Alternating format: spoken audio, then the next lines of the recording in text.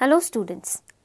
In today's class, I am going to talk about endurance, its concept, types, factors and the methods of training endurance.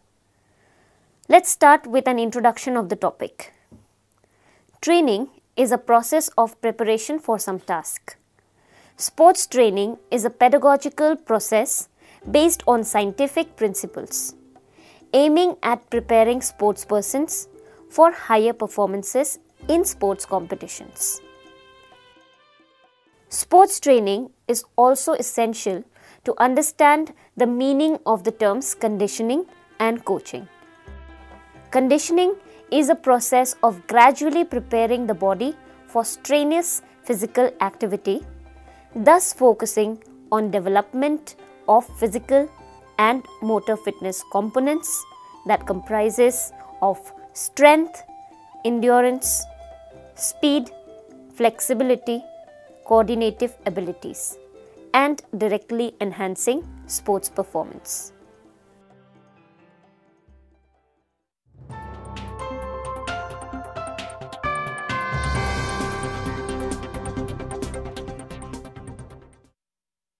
Now let us look at the concept of the term endurance. Endurance, like strength, is a conditional ability. It is primarily determined by energy liberation processes.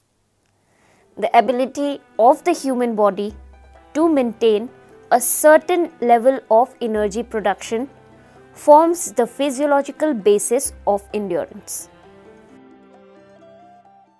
Due to its high importance for health and training and competition, and also due to its physiological determinants, which can be relatively easily studied, it is an ability which has been studied in great detail and depth by the physiologists. Endurance is characterized by the maintenance of working capacity and by the degree of resistance of the organism against fatigue and against the influence of unfavorable environmental conditions. It is also characterized by the pace of recovery after a tiresome activity.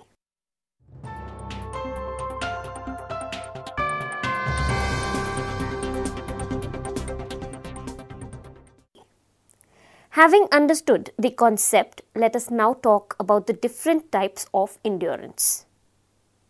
Endurance can be classified based on the nature of activity and the duration of activity. Keeping in mind the nature of the activity, endurance can be classified into the following four types: basic endurance, speed endurance, sprint endurance, and strength endurance. Let us first discuss about the first form of endurance, that is basic endurance. It is the ability of the organism to resist against fatigue. In the case of endurance, basic endurance includes loads of medium intensity of stimulus and mainly aerobic muscular metabolism. For example, jogging, swimming, walking at a moderate speed for periods lasting more than 30 minutes. For sedentary and untrained persons, the duration can be significantly less. As the activity is done at low pace, that is below anaerobic threshold, the energy is supplied predominantly by aerobic process of energy liberation. Due to this fact, it is also referred to as aerobic endurance. However, the term basic endurance is better as it reflects better the psychomotor nature of this ability better. Basic endurance activities do not result in appreciable lactic acid concentrations in the blood. Now let us talk about the second form of endurance, that is speed endurance. It is the ability of the organism to resist against fatigue. In the case of speed endurance, it comprises loads of sub-maximum intensity of stimulus and mainly anaerobic gaining of energy and maximum loss of oxygen. This ability is required for cyclic activities lasting up to 45 seconds. The 400-meter sprint in track and field is a classical example of speed endurance ability.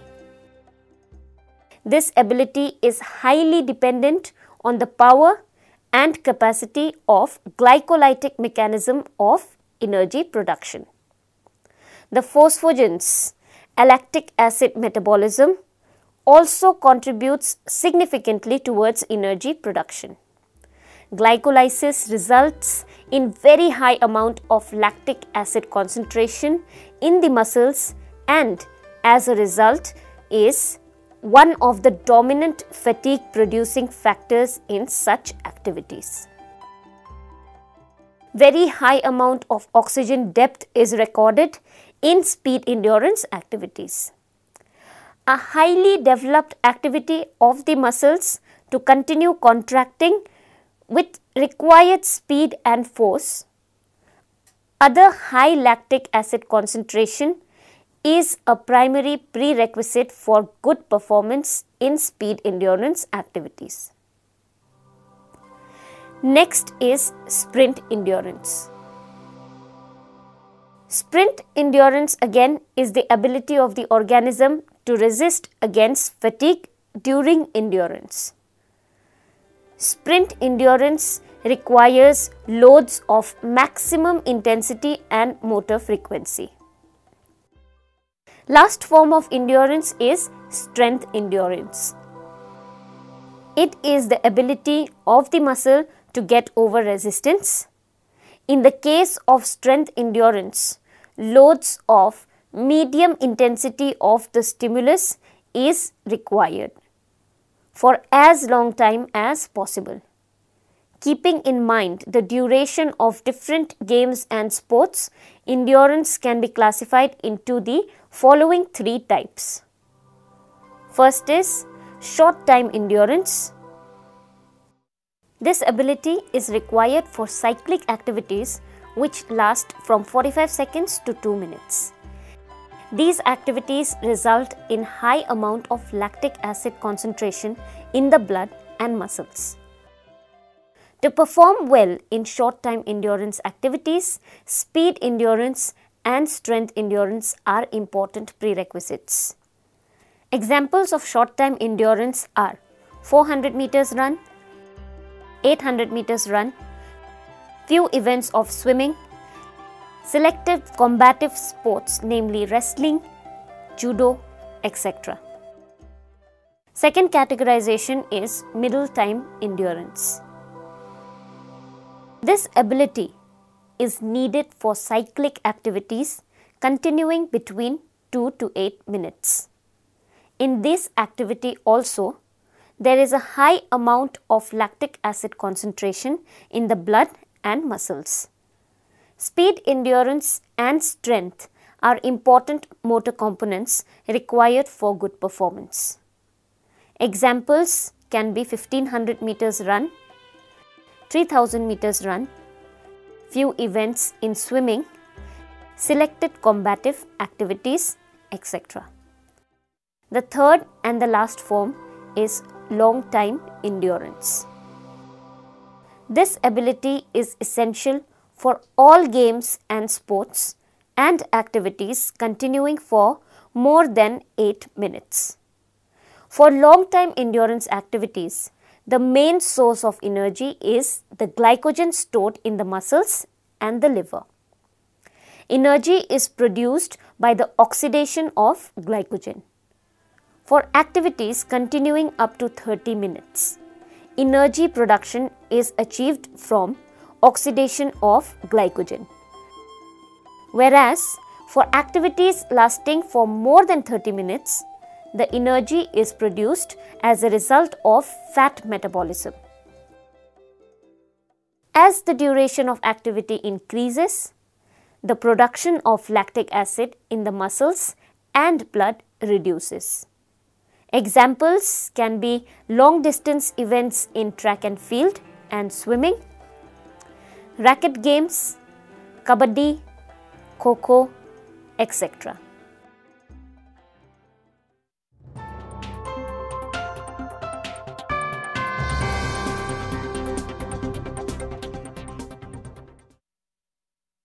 Now let us discuss about the factors determining endurance.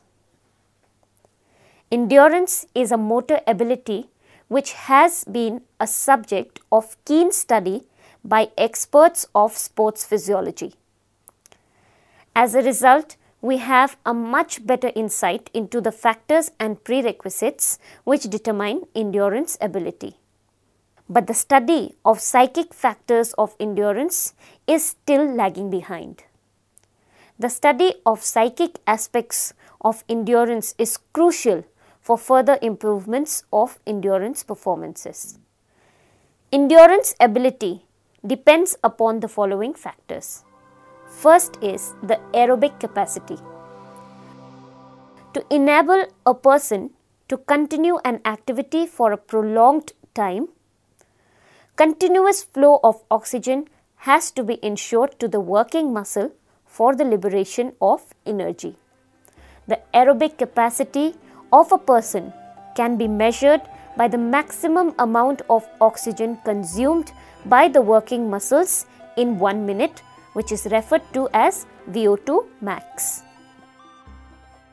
For endurance activity, a continuous flow of oxygen has to be ensured to the muscle cells for the liberation of energy. The human body gets oxygen from the atmosphere and is then transported to the muscles where it is consumed. But as energy liberation has to be continued for long periods, therefore, the energy reserves are also important constituents of aerobic capacity.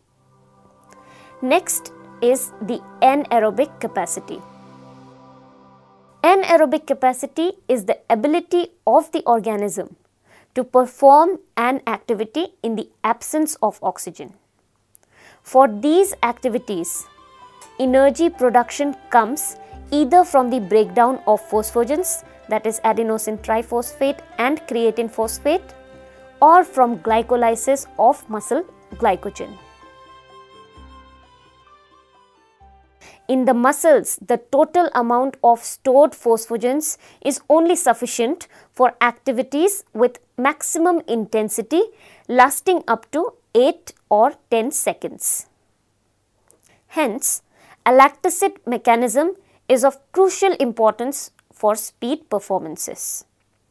The anaerobic capacity is required to a lesser or greater extent for all sports performances, depending on endurance. Even in long time endurance activities, the anaerobic capacity is needed for the sudden bursts of short duration at the beginning or end or in between. The next factor determining endurance is the economy of movement. All the movements are to be efficiently executed and unwanted movements are to be avoided so that activities are performed with minimum expenditure of energy. To achieve this, complete technical efficiency is to be ensured. In some endurance sports like long distance swimming, rowing, cycling, etc., the role of technique for energy conservation assumes very high significance. In these sports, poor technique leads to a lot of energy wastage, thereby markedly affecting the performance. The last factor that affects endurance is psychological factors.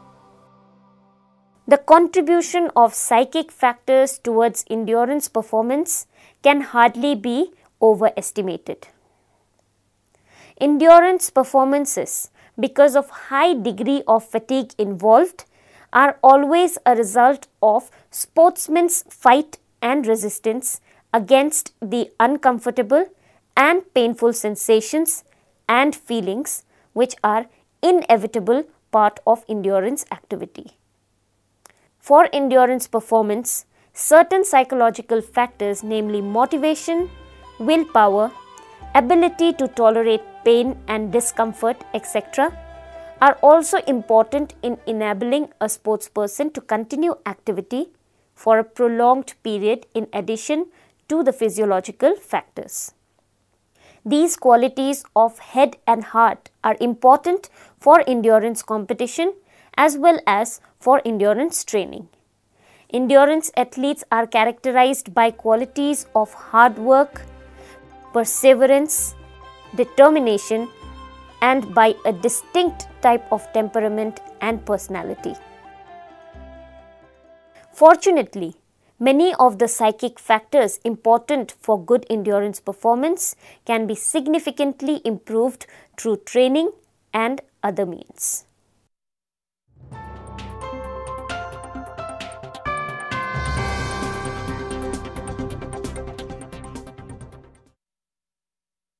Now let us discuss about the methods of endurance training. There are many different types of methods in endurance training. The first method is duration of load method. This training method includes those methods of endurance training in which uninterrupted medium of sub-maximum intensity loads are maintained for a relatively longer period of time. Within this duration load method, there are several other methods. They are constant method, Fartlek method, and the alternating method. So let's come to constant method first. This method involves continuous loads administered for a long period of time. In as much as the loads are continued for a long time, the intensity of running is low. This method has three variations. First is the slow constant method. Second is fast constant method. And thirdly, varied pace method. Next, we will be talking about Fartlek method. Fartlek is a Swedish term meaning speed play. This method was developed in Scandinavia to provide an alternative to constant running. It is used to describe cross-country runs where the steady speed of ordinary cross-country running is changed into a mixture of faster and slower phases, each covering a different distance over natural terrain according to the individual approach of the sportsperson. The change of intensity is done depending upon the surface of running, surroundings, condition of the sportsperson, climate, and the like. This method is effective for developing both aerobic and anaerobic capacities of the sportsperson. Next, we will be talking about alternating method. In this method of endurance training also, the load is uninterrupted, but the intensity of running is changed. The change of intensity is fixed by the coach. In view of the fact that intensity of running and its change is planned by the coach, this method has not become very popular. Now let us come to the second method of endurance training, that is interval running method. It is perhaps the most versatile method of endurance training, which involves repeated efforts at a relatively faster pace, separated by measured intervals of incomplete recovery. The intensity of each bout of running should be such that the heart rate increases from normal to between 170 to 180 beats per minute. The bouts of loads are repeated when the heart rate comes down from the above value to about 120 beats per minute. The training load method is best maintained by relatively checking the heart rate. The third method for endurance training is the repetition training method. This method involves loads of high intensity ranging in between 90% to 100% of stimulus, separated by intervals of complete recovery. It is considered as the best method for developing speed endurance and pace judgment. This method enhances anaerobic capacity, thus improving the phosphagen stores, lactic acid tolerance, and non-oxidative enzymes. The last method for endurance training is the competition and test method. Endurance performances depends upon experience, tactical efficiency, and psychic factors. They can be improved through participation in competitions. Test and time trial are also good for specific endurance.